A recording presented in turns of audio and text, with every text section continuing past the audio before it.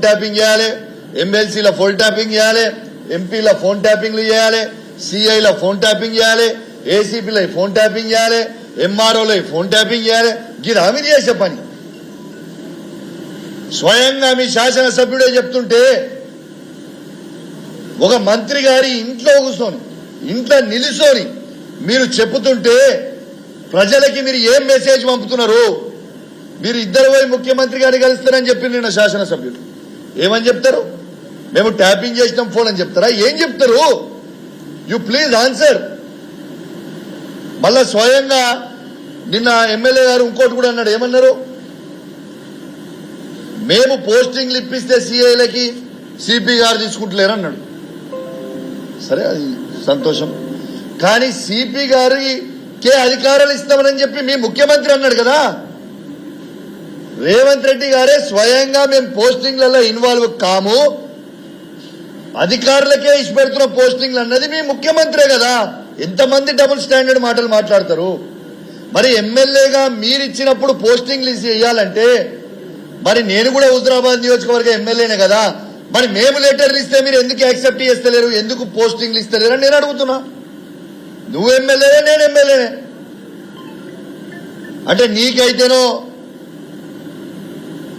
వ్యభిచారం, మాకు చేస్తారో సంసారమా? ఇదేం ముచ్చటనే? ప్రతిదీ ఇదే విధంగా చేస్తా ఉన్నారు. ఖచ్చితంగా వీళ్ళు ఇచ్చిన 10 కోట్ల రూపాయల ఎస్డిఎఫ్ కి కూడా అధికార పార్టీ ఎమ్మెల్యేలు అయితేనో ఎమ్మెల్యే ఇచ్చిండ్రు, అధికార పార్టీ ఎమ్మెల్యేలు అయినప్పుడు ఎమ్మెల్యేలు ఇచ్చారు. ఎక్కడైతే వాళ్ళకి ఎమ్మెల్యే లేరో వాళ్ళ నియోజకవర్గం సంబంధించిన వాళ్ళు ఎవరైతే ఓడిపోయి ఉన్నారో ప్రజలు తిరస్కరించిన వాళ్ళతోనో వాళ్ళతోనో పెట్టిస్తా ఉన్నారు ఈ రాష్ట్రంలో మొత్తము. నేను అడుగుతున్నా, ఇవి మీ కాంగ్రెస్ పార్టీ ఫండ్స్ కావు, మీ అయ్య జాగిరి కాదు, ఇవి కాంగ్రెస్ పార్టీ ఫండ్స్ కావు. ఇవి ప్రజల ట్యాక్స్ కట్టిన సొమ్ము. మీ పక్కన నియోజకవర్గంలో ఎమ్మెల్యే అయినా ఇలా ప్రతిపక్ష ఎమ్మెల్యే ఉన్న 2.5 లక్షల ఓట్లు వేసిన జనంతికి గెలిపించుకున్న ఎమ్మెల్యేల మేమందరం మాకెందుకు ఇయ్యరు అని నేను అడుగుతా ఉన్నాను.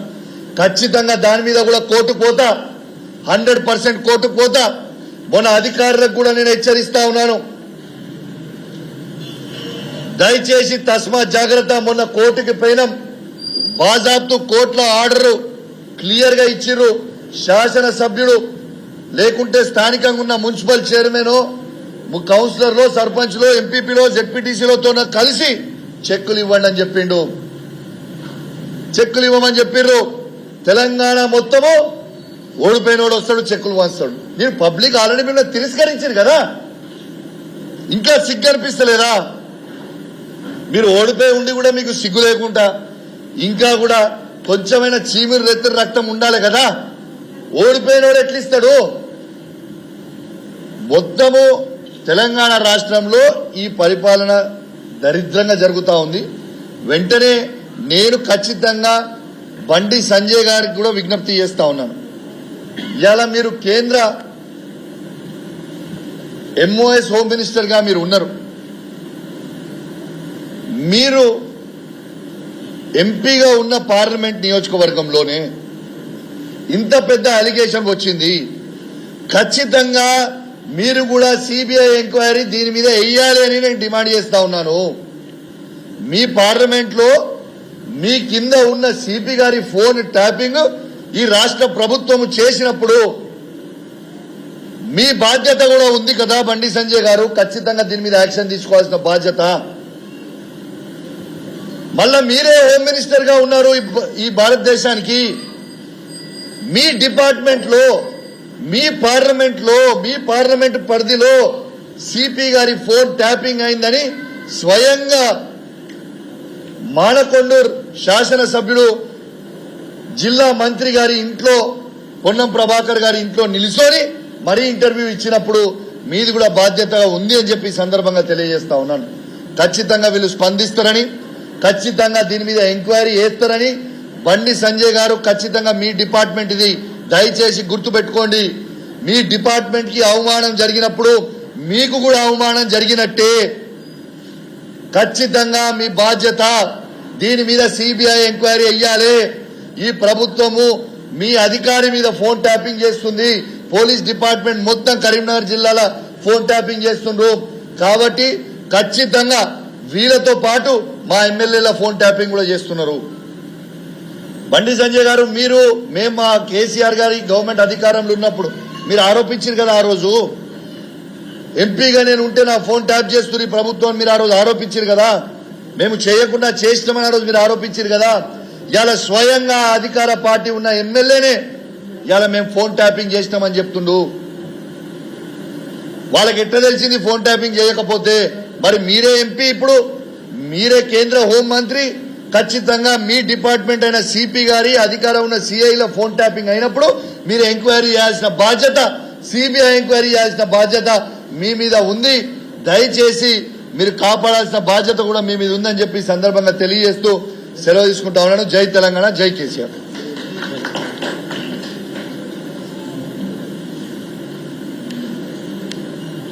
దయచేసి ఎలక్ట్రానిక్ మీడియా కూడా అన్ని లైవ్ ఇచ్చారు అనుకుంటున్నాం. మోస్ట్ ఆఫ్ ఇచ్చిందా?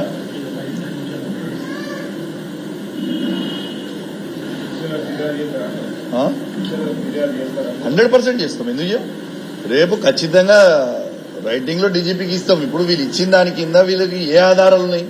ఎట్లా చెప్తారు బ్రదర్? ఏ ఆధారం ఉన్నాయని చెప్తాడు? ఒక ఎమ్మెల్యేగా నిల్చొని ఆయనకు టెలికాన్ఫరెన్స్ లేదని చెప్పే ముచ్చట అంటే సీరియస్ కన్సర్న్ ఆఫ్ సెక్యూరిటీ. అది పెద్ద కాన్ఫిడెన్షియల్ వాళ్ళు చేసుకునే టెలికాన్ఫరెన్స్. దానికి నువ్వు బయట పెట్టిన ఈయనకి ఆయన టెలికాన్ఫరెన్స్ పెడతలేడని ఎట్లా తెలిసిందనేది నాకు కావాలి. That is my concern.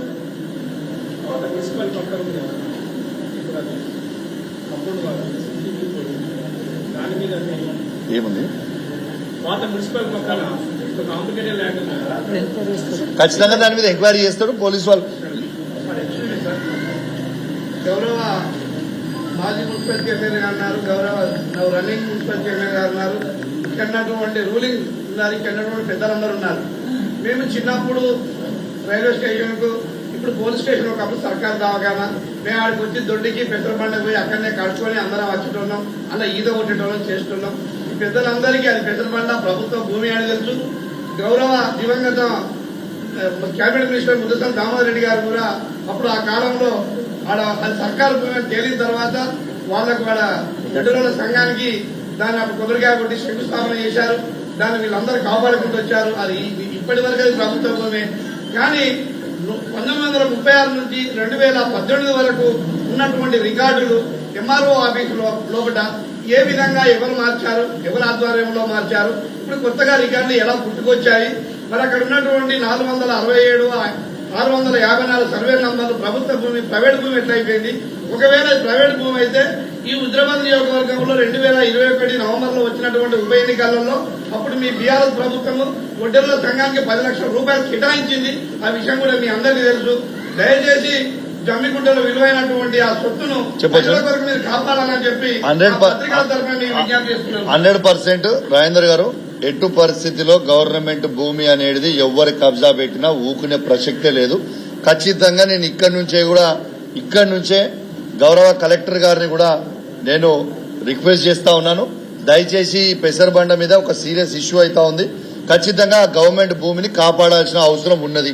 పెసరబండతో పాటు జమ్మికుంట, హుజరాబాద్ నియోజకవర్గంలో, హుజరాబాద్ లో గాని జమ్మికుంటలో గాని ఎక్కడ ప్రభుత్వ భూమి ఉన్నా ఖచ్చితంగా కాపాడాల్సిన బాధ్యత అధికారుల మీద ఉంది. ఏ ఒక్కటైనా కూడా కరీంనగర్ హెడ్ క్వార్టర్ నుంచి వచ్చిన ఎలక్ట్రానిక్ మీడియా, ప్రింట్ మీడియా మిత్రులందరికీ కూడా పేరు పేరున నా ధన్యవాదాలు తెలియజేస్తా ఉన్నాను. ఇవాళ చాలా సీరియస్ అలిగేషన్ ఈ ప్రభుత్వం మీద నేను చేయబోతా ఉన్నానని చెప్పి సందర్భంగా తెలియజేస్తా ఉన్నాను. ఈ ప్రభుత్వం ఎమ్మెల్యేగా